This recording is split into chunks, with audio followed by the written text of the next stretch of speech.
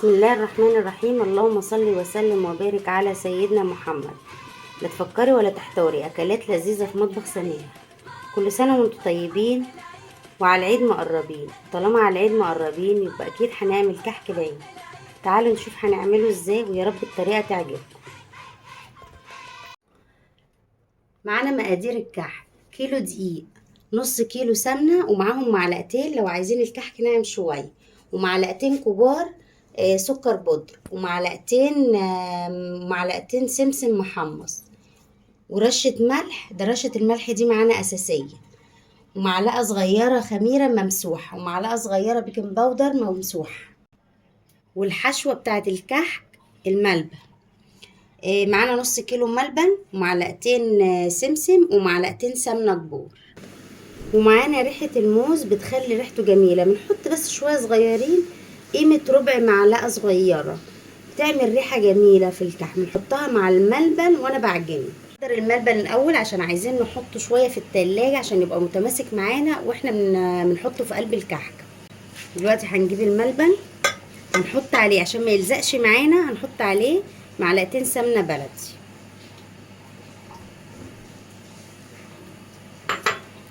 ومعلقتين السمسم، ونبدأ نعجنه.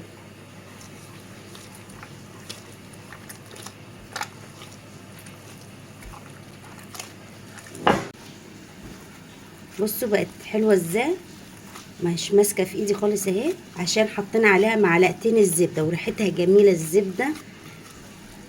ونحط معاها ريحه الموز كده، بس كده. ريحه الموز مع الزبده حلوه. ما تحطوش ريحه كحك مع الكحك، كفايه ريحه الموز دي وبراحتكم. خلاص كده هنبدأ بقى نكوره كور صغيرة على قد الكحكاية بالشكل ده كده، ونرصه في الصينية ونحطه في التلاجة كده. خلاص الملبن خلص، نحطه بقى في التلاجة يتمسك شوية في التلاجة، وعلى ما نعجن العجين. معنا بقى السمنة هنجيبها، الزبدة دي ريحتها جميلة. بسم الله الرحمن الرحيم.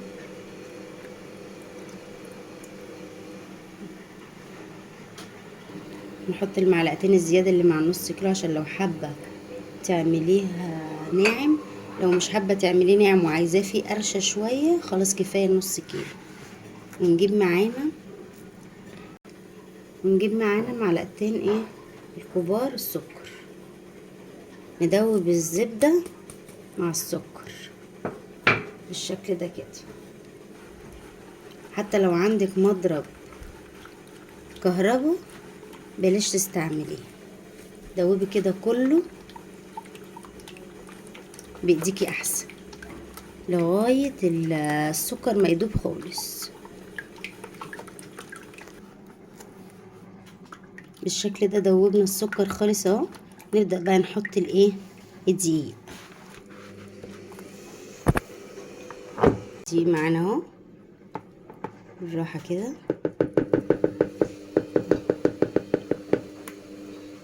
كيلو دقيق زي ما قلنا، نحط عليه ذرة ملح، رشة الملح دي أساسية. نحط عليه معلقة صغيرة ممسوحة من الخميرة، ومعلقة صغيرة ممسوحة من البيكنج باودر، ومعلقتين السمسم المحمص. ونبدأ بقى نقلب، ما نعجنش، نقلب كده بالراحة. أهم حاجة البس، عملية البس دي مهمة جدا،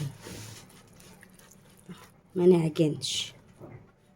بصوا كده لغاية الدقيق ما يشرب السمنة كلها، ما يبقاش قدامك ذرة دقيق واحدة كده كده كده. لمي كده بالطريقة دي كده، مفيش اهو ولا ذرة دقيق. تفضلي تبسي فيه كده لغاية ما السمنة تشرب الدقيق كله اهو، مفيش خالص اهو. نيجي بقى معانا نص كوباية مية نحط ربعها الاول. في ناس بتعمله باللبن وفي ناس بتعمله بالميه، انا هعمله بالميه. اللبن لو عايزه تعملي باللبن براحتك، بس اللبن بيديله قرشه كده، انما الميه بتساعد على تنعيمه شويه زي المحلات. والميه كمان انت عامله كميه كبيره بتطول في عمر الكحكايه شويه. نجيب كده ايه اهو زي ما انتوا شايفين اهو، مفيش ايه دقيق خالص اهو. نيجي بقى ايه نحط ربع الكوبايه كده. نجرب الربع الاول، بلم كده ما تعجنيش، تلمي كده، مش عايزين عجن.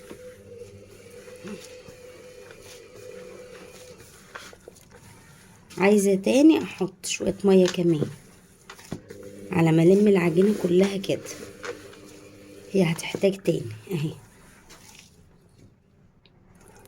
ولو احتاجتي تاني برضو حطي، بس ايه اما تلم العجينه الاول وتشوفيها، مش محتاجه خلاص.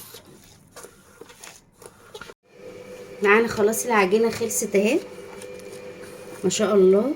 هنعمل بس تيست صغير كده نجرب فيه العجينه، نشوفها ناجحه معانا ولا محتاجه اي حاجه. اهي كده تمام اهي زي الفل اهي. هقول لكم بقى معلومه، لو لقيتوا العجينه معاكم مشققه ما تعملوش، ما تحطوش عليها اي سوائل، يعني ما تزوديش ميه تاني، لا زودي شويه سمنه تظبط معاكم. نعملها كده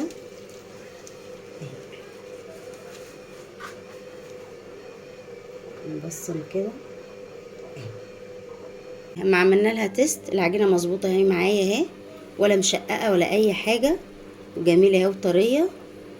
بصوا بقى اعملها صغير كده اهي، اضغطي بس عليها بسيط كده وبصمي عليها بدي كده. ده شكل من الاشكال مثلا لو انت عايزاه بالمنظر ده. هوريكم نعمل ازاي واحده في قلبيه